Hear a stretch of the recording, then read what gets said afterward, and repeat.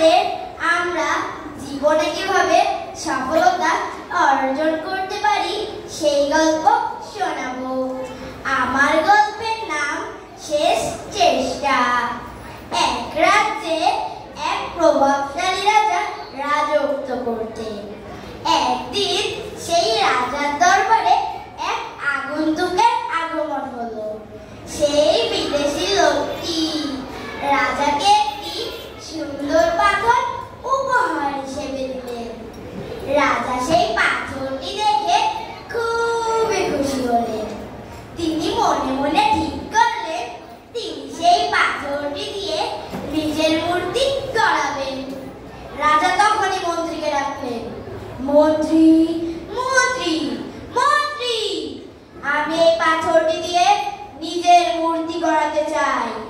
মন্ত্রী বললেন, ঠিক আছে মহারাজ, আমি এখন এই পাথরটি নিয়ে মূর্তিকারের কাছে যাচ্ছি। যেই কথা সেই কাজ। মন্ত্রী তখনই পাথরটিকে নিয়ে মূর্তিকারের কাছে গেলেন। তিনি মূর্তিকারকে বললেন, আগামী 7 দিনের মধ্যে এই পাথরটি দিয়ে মহারাজকে তার নিজের মূর্তি বানিয়ে দিবেন। এর বদলে আপনাকে 50টা স্বর্ণ মুদ্রা দেওয়া হবে। 50টা স্বর্ণ মুদ্রার কথা শুনে মূর্তিকার খুবই খুশি হলেন। মূর্তিকার বললেন, জি আজ্ঞা মন্ত্রী মশাই, আমি এক্ষুনি মূর্তি তৈরির কাজ শুরু করে দিচ্ছি। এরপর স্বর্ণকার দ্রুত ঘরে গিয়ে মূর্তি তৈরির সরঞ্জাম নিয়ে চলে এলেন।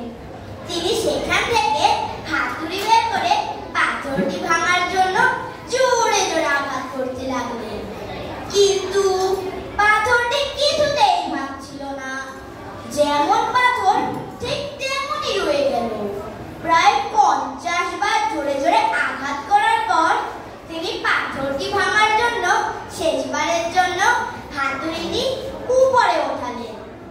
কিন্তু এটা ভেবে তিনি নামিয়ে নিলেন যে 50 বার চেষ্টা করার পরেও যখন পাথরটি ভাঙতে পারলাম না, আর এক আঘাতে কি এটা ভাঙা সম্ভব?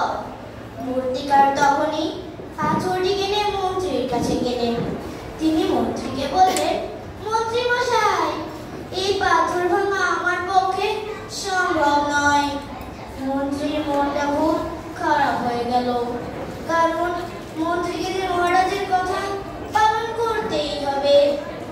তাই নিরুপায় হয়ে এই মন্ত্রী রাজ্যের একজন সাধারণ মূর্তিকারের কাছে মূর্তি তৈরির দায়িত্ব দিলেন। মূর্তিকার সেই পাথরটি নিয়ে মন্ত্রীর সামনে পাথরটিকে আঘাত করলেন। কি আশ্চর্য! পাথরটি মাত্র একটি আঘাতেই ভেঙে গেল, কারণ পাথরটি আগে অনেক আঘাত পেয়েছে। তাই পাথরটির বন্ধন আলগা হয়ে গিয়েছিল। মূর্তিকার পাথরটি ভাঙার পরপরই মূর্তি তৈরির কাজ শুরু করে দিলেন।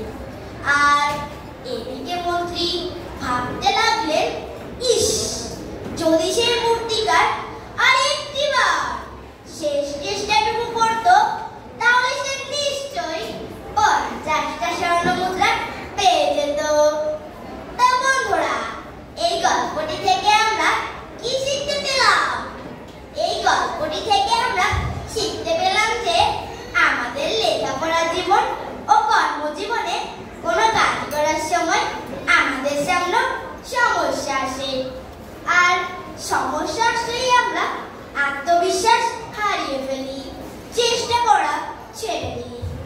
কিন্তু যদি আমরা আর একটু চেষ্টা করি, তবে আমরা ঠিক সাফল্যের পথে এগিয়ে যেতে পারি, কারণ পরিশ্রম সাফল্যের প্রসূতি। ধন্যবাদ।